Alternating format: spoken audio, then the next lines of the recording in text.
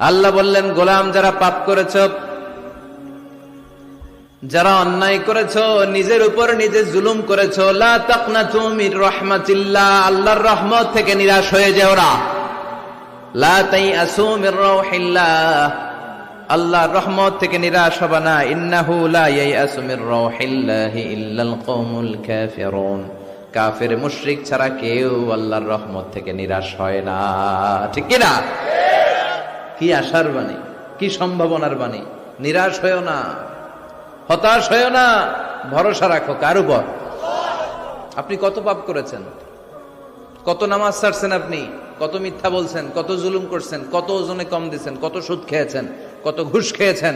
আপনার পাপ যত বড় হোক, আল্লাহর দয়া ক্ষমার মহাসাগর তার চেয়েও বড়। আপনার পাপ আর অন্যায় যদি হয় বিলের পানির সমান, খালের পানির সমান, আল্লাহর দয়া হলো সাগরের পানির সমান।